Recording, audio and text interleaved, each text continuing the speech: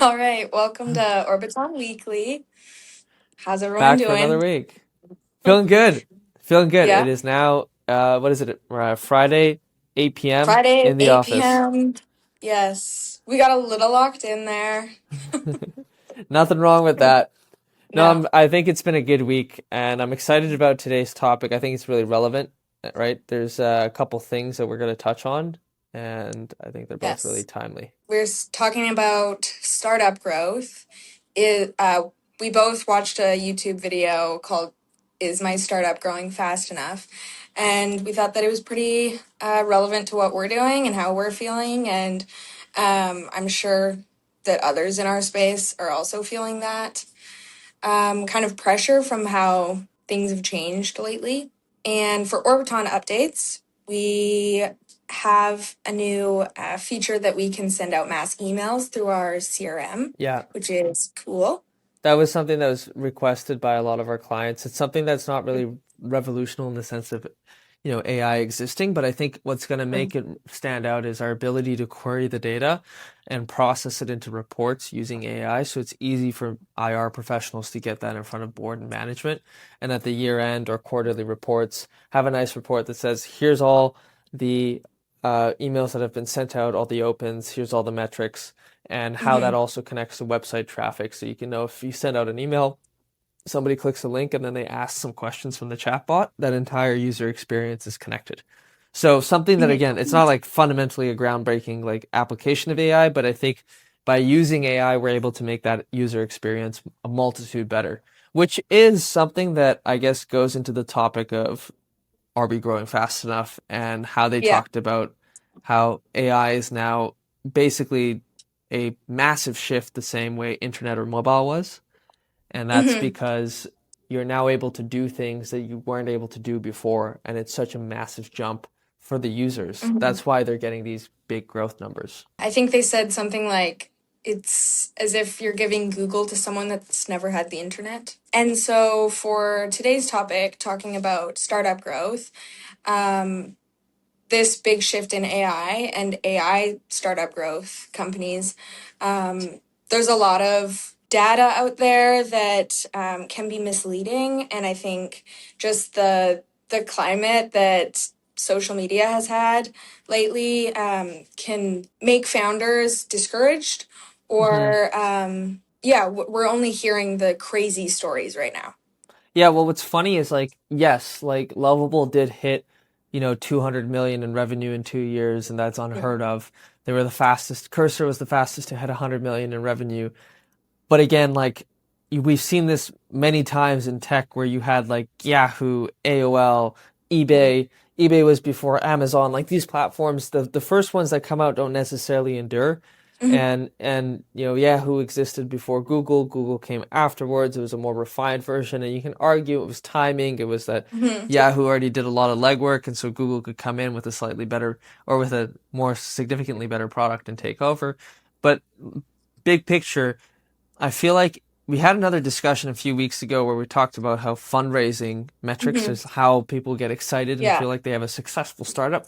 But when did the goal of being a startup founder and starting a company become, these massive funding rounds Mhm. and losing sight of the goal, which is Yeah. to build a great product that people love and serve your customers? Thinking, oh my God, if I don't hit $1 million of ARR in the Mhm. first month, I have a horrible business. I need to pivot. Yeah. Even though they might be the leader in their field, they might be growing really fast Mhm. relative to their field, and there might be a massive market opportunity. And I feel that very strongly with what's going on with us at Mhm. Orbiton. Yeah, and it's not like when the internet came out that Google or Yahoo or any of these big companies, just long term, they're not the only companies that benefited from the internet. There's going to be No. so many niche, Hmm. like success stories that aren't as crazy and that don't really get talked about for lots of reasons. I mean, people want to talk about the crazy stories. The algorithm will push on any platform what gets the most attraction and engagement. And yeah, people are going to focus on that and then compare it to themselves, which just isn't very helpful. Um, and even in 2025, the SaaS growth rates flattened. And I don't think that that's like a good or bad thing. I think that there's just so much boom, and then things are leveling out. Mm-hmm. Mm-hmm. Like And you're it's still curious to growing. see it's still growing, but also I think a lot of the SaaS growth got transferred over to the AI space. Exactly. Yeah. And so you have this environment that's Hmm. shifting. Now, for us, like we've had great growth. Like we've gone from, we had like two companies in August. We're now with over 16, and we're probably going to hit January running with over 20. And this is enterprise B2B sales. Like this is long sales cycles, lots of touch points, lots of conversations. Hmm. The fact that we have this growth and our product hasn't even fully matured is phenomenal. Hmm. But for me, looking at these other numbers, I'm like, oh my God, I'm not Yeah. doing $1 million a year in revenue at my third month. This is Yeah. very, very bad. So I think it's important to realize that, you know, remember why you started what you started. Hmm.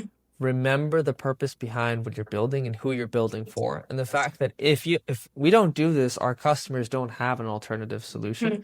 and there may not be somebody who builds a product as great as us. Hmm. And that's our focus, is serving our customers. And so working backwards from that, we're finding other opportunities as well as we're understanding more of their workflow. This email blast service is an example of that. Hmm. They wanted one place for their contacts. They wanted one place to keep track of their contacts, have them tagged, and also be able to see who opens emails and who opens messages. Hmm. And so we built that off of their request. The other thing too is like managing a website. That's something that's difficult and time consuming. And I think Webflow and Framer are going to have a run for their money with the new way that AI operates, and Hmm. AI can spin out websites.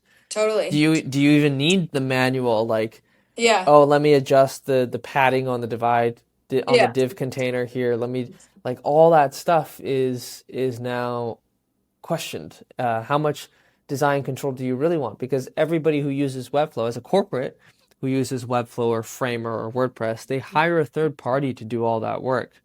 So Webflow or WordPress, they might be only making $200 a month or $20 a month, but that service provider who's using Webflow, who knows how to make the design, Yeah. they're making $4,000 to $5,000 a month. Yeah.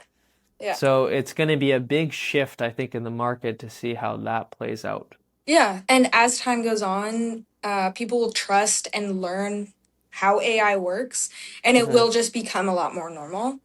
uh-huh, But back to what you were saying is when you're comparing the numbers, um, what I was meaning when I was talking about how like the data can be misinterpreted, like if we were just simply comparing ourselves to other companies, we could be totally down in the dumps about certain numbers or totally excited about others. But if you're just counting what people are presenting as their ARR, they could be counting like future interest as uh-huh, revenue. They could be counting monthly subscribers to their service or software as that they stayed all year long, even though they mm-hmm, didn't. mm-hmm.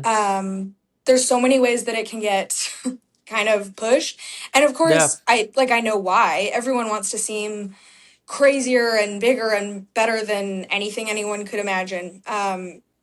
But yeah. And the truth is, like, those numbers are still impressive. Oh, But for sure. that doesn't mean that you're like, as a startup that's growing maybe to $1 million in 8 months Hmm. instead of 100 million in a year. It doesn't mean you're in a bad business. Yeah. Yeah. Like, don't compare your metric of revenue to another's and say, oh, I should pivot because I'm in the wrong Hmm. business. Look at your market, look at the market opportunity, look at your customers. Is this where you want to be? Yeah. Yeah. And focus on like instead of just comparing strictly just numbers, Mm-hmm. um, like if you're growing, it doesn't need to be crazy. If you're growing, that's good. Are your customers relying on your product? Is your Uh-huh. product getting better? Is Mm-hmm. it getting simpler? Are your pitches when you're selling, is it getting easier to Mm-hmm. explain? Is it like more show don't tell? those Mm-hmm. are those are the things that you should be measuring your growth on, not Yeah. just ARR. Yeah, and like also another thing I keep in mind is that you might be here now, but if you hit like either there are what that's proven, what Lovable is proven and Hmm. Cursor's proven is if you hit the right product market fit, the Hmm. torque you can have, Yeah. depending on your industry, their industry is very tech forward. They will sign up, they will use your own credit card, they spend a lot of time researching online. There's a lot of things that had to hit for them to have that growth curve. Yeah. But if you hit that growth curve, there is another level of growth. And Hmm. so keep searching for it, but don't throw the baby out with the bathwater. Yeah, yeah. And like you said, remember why you started, remember why you're doing it. We came from knowing what IR needs Hmm. and personally wanting to help those people. Hmm. And it's important, like you said, for the product to get better, for to find exactly what the market is looking for and what would find that like massive growth. Hmm. And you can pivot, but you don't pivot like your whole thing. Yeah, you You don't pivot the need to product. No. just because you haven't hit a Yeah. million dollars in a month. No.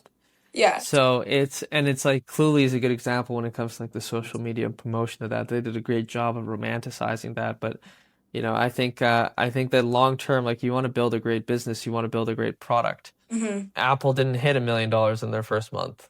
They're still a big company. Hmm. You'll be okay. You never know how Yeah. it plays out. Yeah. And that's something that I've been kind of repeating to myself because it's a balance. You want to be hungry, you want to Yeah. be working hard, you want more growth, Yeah. but you don't want to deter your effort or your team's efforts. And Yeah. so it's a Yeah. balance. There's a balance in any career aspect of Hmm.